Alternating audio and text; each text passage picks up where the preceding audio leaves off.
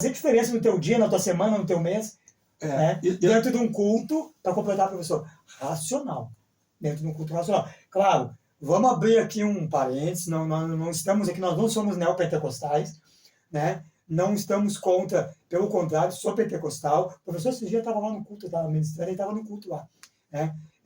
Sou pentecostal, gosto do avivamento, a gente sente a presença de Deus e muitas vezes há um mover no nosso corpo físico também. Porém, o que nós estamos falando aqui, que eu lancei a pergunta para o professor, é pessoas que usam da arte, né, da psicologia para lograr êxito.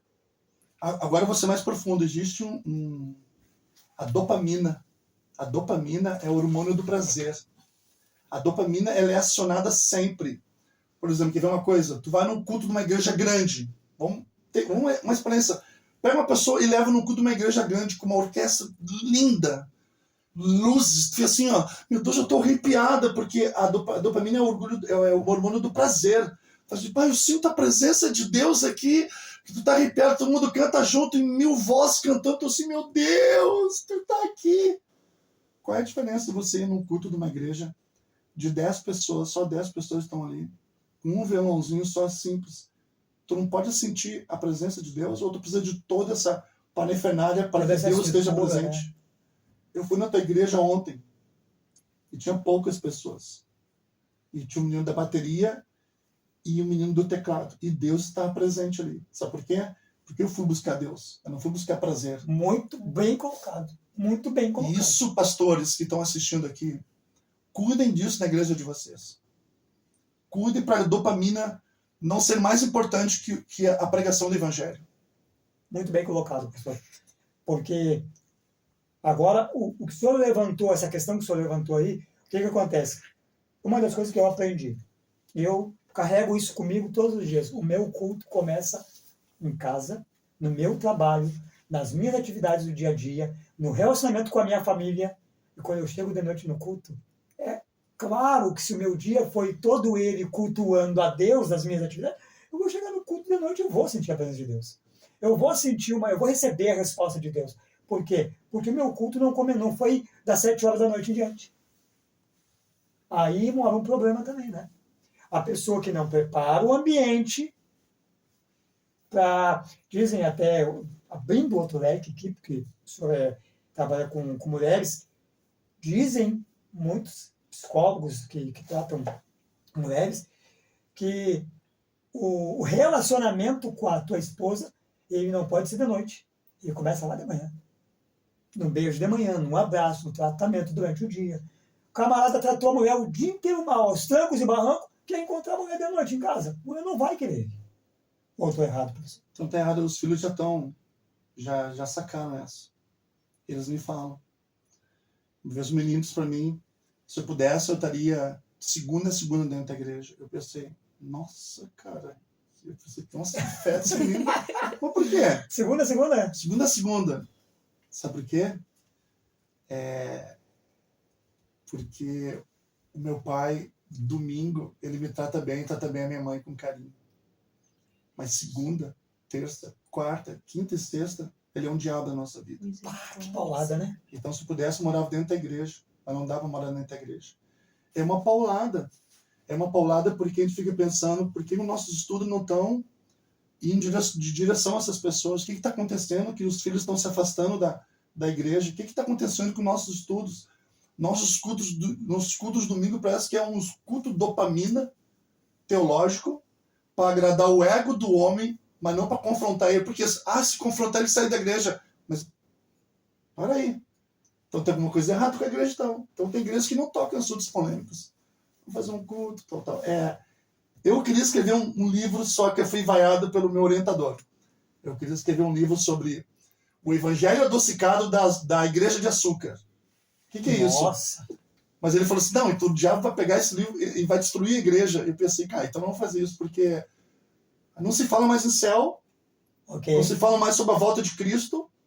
Parece que tudo, os louvores, tudo é para agradar o homem, é para agradar mais para agradar a Deus. Não tem que falar, tem que confrontar do pecado, sim. A pessoa tem que chegar na igreja eu tô me sentindo mal, vou saindo daqui por causa do estudo desse pastor, vou lá, vou acertar com a minha irmã, vou acertar com o meu vizinho. Mas não, é um louvor bonitinho, um estudo adocicado, tu sai diferente da mesma forma que entrou. Não foi confrontado. Okay. Se confrontar o irmão sair da igreja.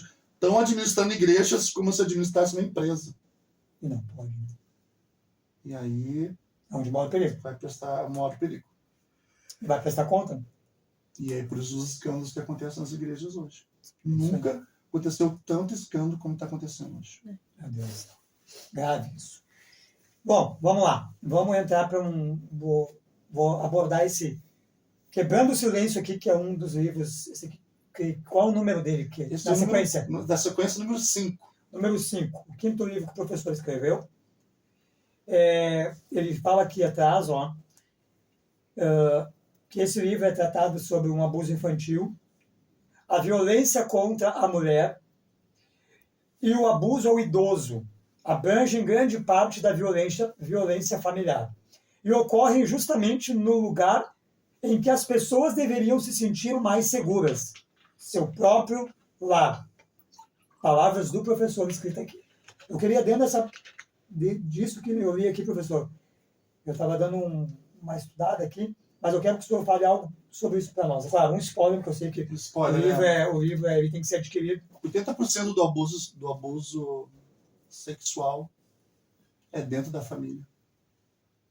E é cometido por alguém que prometeu te cuidar. Nossa. Quando tu escuta isso de uma criança chorando, meu pai me abusou, a nossa tendência é, não. Como assim? Não acreditar. É não acreditar. A criança, geralmente, ela não fantasia. Ela conta o que aconteceu tudo.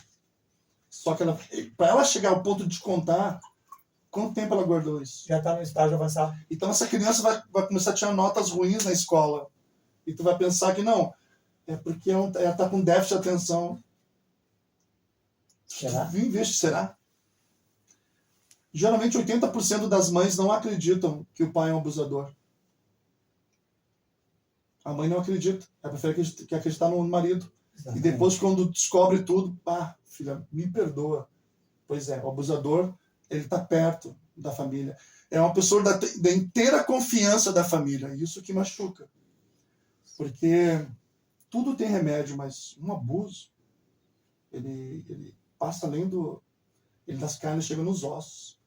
E para reparar uma pessoa que reparada de abuso é muito difícil. Eu tinha a história do menino da Assembleia de Deus, que ele não tinha certeza de sua sexualidade, porque ele só tinha 10 anos de idade. Ele não tem que ter certeza de nada mesmo. Ele tem que ser feliz. E ele foi para o interior com os amigos dele, os primos, e ele chamava ele de vários outros nomes, que nós vamos colocar aqui, e levaram ele para caçar passarinho. E ele foi, inocentemente. E lá, durante 2 horas, abusaram dele. Meu Deus. Esse menino ficou tão revoltado que ele dizia assim, Deus, onde é que tu estava que permitisse que isso acontecesse com o meu corpo? Aí eu fico pensando assim, eu sei que está pensando em casa, que Deus é esse que permite, né, que isso acontecesse? Claro que podia descer um raio, claro que podia descer um raio. Mas aquele menino, durante 6 anos da vida dele, ele foi homossexual. Ele se prostituía de graça, de raiva de tudo que aconteceu. Meu Deus do céu. Até que chegou um folheto de uma irmã da Assembleia de Deus, uma irmã simples, que entregou para ele o folheto, ele botou no meio da carteira, um dia no choro, que ele não aguentava mais também a homossexualidade. Ele abriu aquele folheto e aquele versículo da Bíblia falou com ele, simples versículo da Bíblia. E ele foi na igreja, pediu perdão e perdoou aquelas pessoas que agrediram. Como tu recupera uma pessoa dessa? São casos quase irreversíveis. É difícil. E hoje tem muitos travestis que estão se convertendo ao evangelho. Assim também, eu não sei qual é a tua opinião sobre isso, mas sim as igrejas inclusivas hoje. Igrejas LGBT, com bandeira do arco-íris, tudo. Casal de pastores, retiro dos primeiros casais homoafetivos se reunindo. Eu sei que o ouvinte deve estar pensando assim, nossa, esse é o fim dos tempos. Tem muito mais coisa que a gente vai ver ainda. Sabe? eu preciso deixar uma frase para vocês. A igreja precisa ser inclusiva, sim, mas ela não precisa ser permissiva. Ótimo. Isso aí. Pecado, ele ainda vai ser chamado de pecado daqui a 1000 anos. Que pecado é tudo aquilo que nos separa de Deus. Você quer congregar aqui? Cara, irmão, nós estamos de braços abertos. Você pode congregar. Pode ter ministério? Não. Não pode ter ministério. Mas você... Eu conheço homossexuais. Veja bem, homossexuais são homossexuais, mas não vão se relacionar porque eles amam muito a Jesus. Tem jeito? Tem. Mas eu prefiro ficar assim, né, do que fazer outras coisas. E eu acho isso sensacional. Agora, nós somos hipócritas, porque nossa igreja devia estar lotada de travesti, de homossexuais ouvindo o evangelho. Ah, mas por aí, cara, tu fica dentro da tua bolha evangélica. Nós fechamos a porta. É isso aí. Como é que tu quer que esteja ali dentro? Nós, igreja, eu quero liberar uma palavra aqui, que eu sei que vai doer, professor, mas eu tenho que liberar essa palavra aqui.